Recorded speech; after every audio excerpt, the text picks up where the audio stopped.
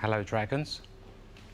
My name is Lee Wood, and I am the Managing Director of Car Doctor, a motoring business with a difference, a unique difference.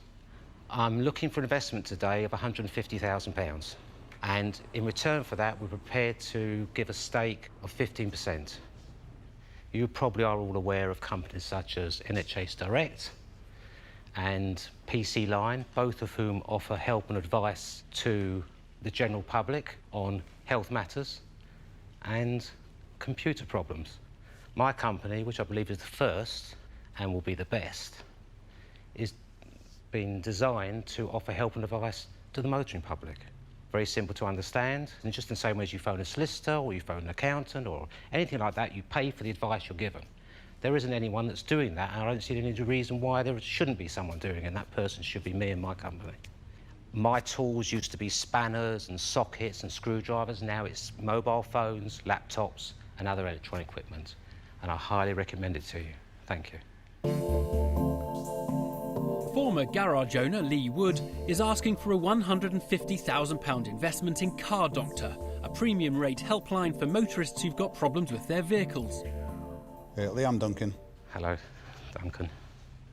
I don't get it, Lee. Okay. So let's just try a little bit of role-playing, because I'm not really sure what happens. That is a common perception. People think, how can you fix my car by remote control? OK, so let's do it. Yes. I've got a Ford Escort. It started missing in the third cylinder.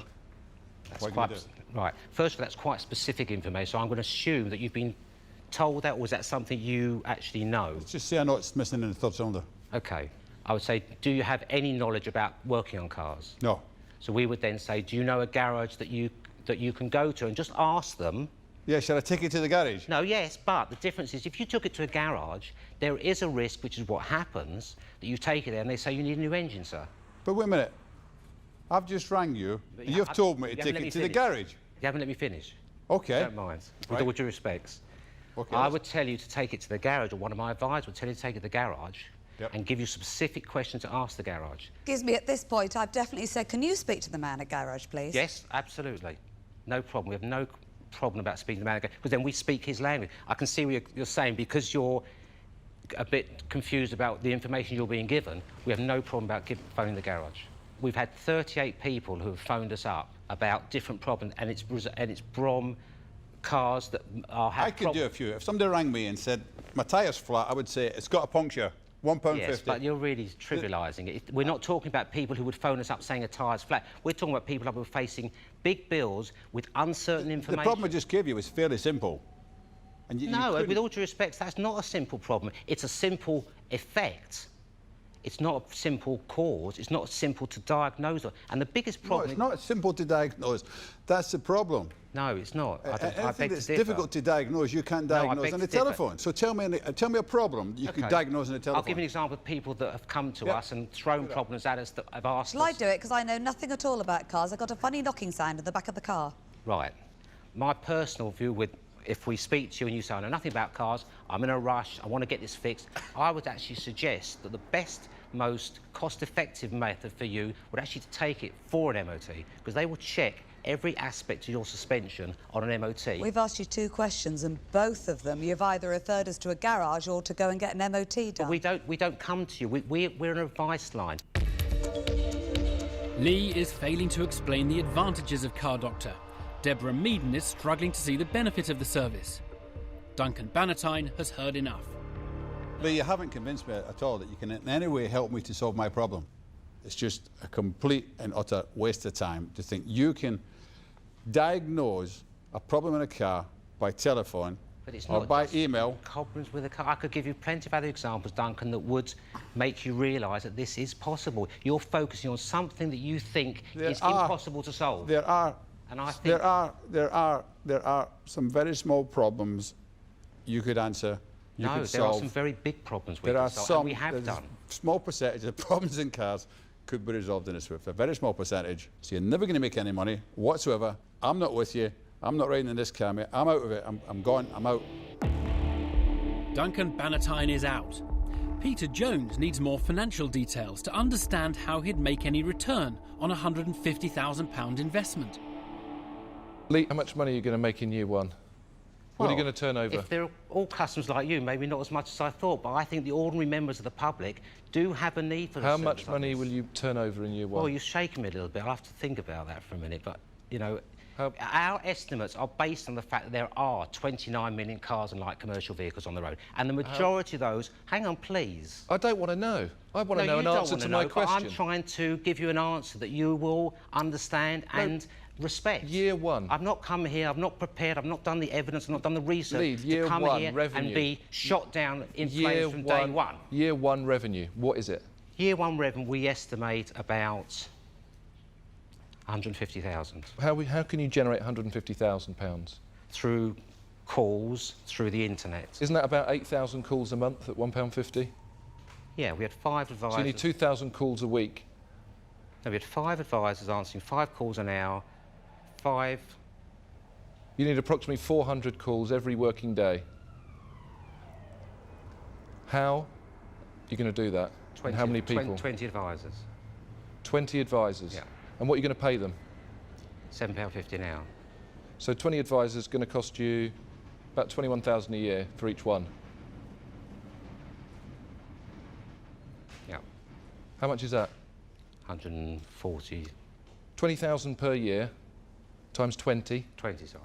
£400,000 a year to cover the calls when you're generating £150,000. I'm sorry, I've got my figures wrong. No, you haven't got your figures wrong. I don't I think must you're have far done. wrong. I'm sorry, you've really shaken me, and I've got to... Because we've worked out our figures. Lee, who's we? My financial director, Howard. Is he here? Yep. Shall let's bring him up. Let's chat to him. Lee's in real trouble. He's been torn apart on his figures by Peter Jones. If his financial director, Howard, can't piece the projections back together quickly, Lee's chances of investment look slim.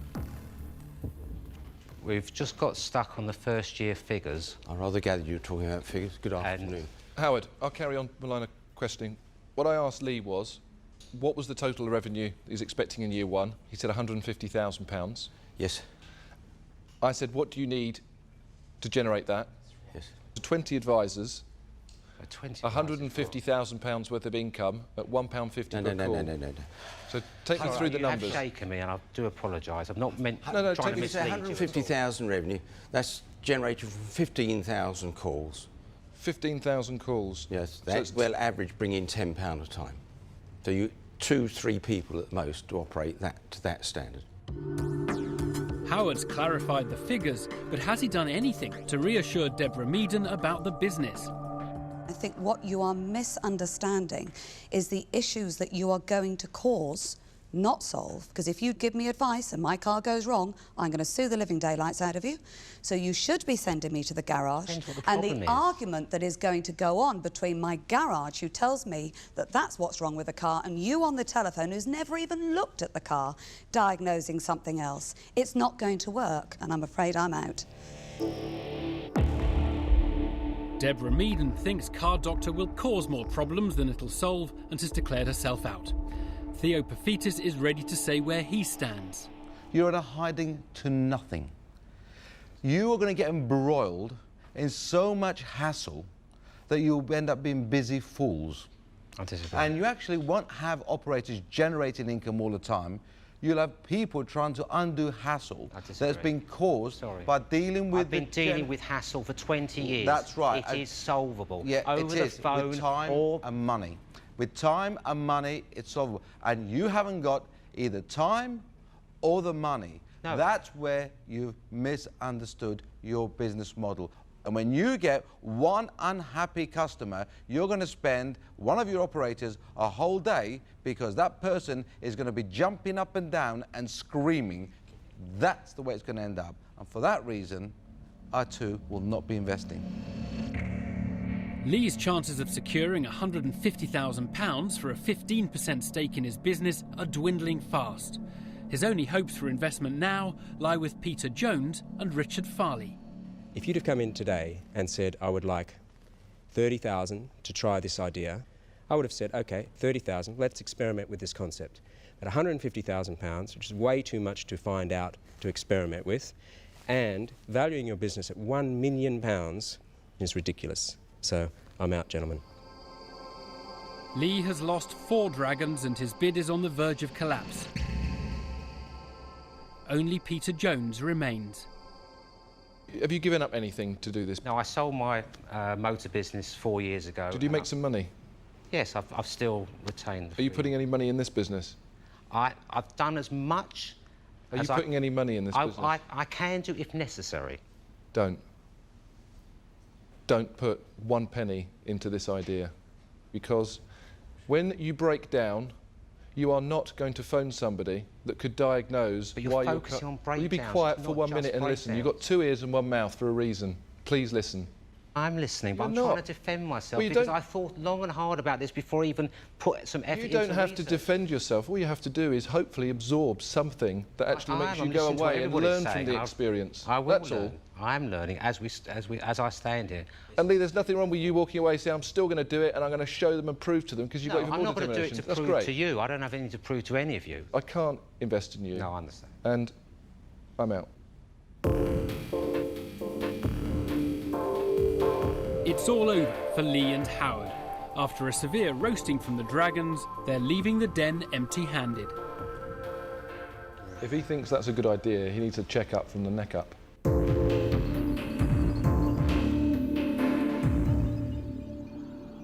Lee, how do you feel after that? I didn't quite realise they were going to be so fierce so quickly. I think we went into some fundamental errors. We overvalued the business.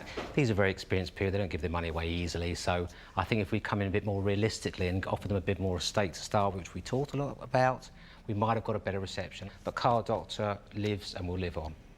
Well done.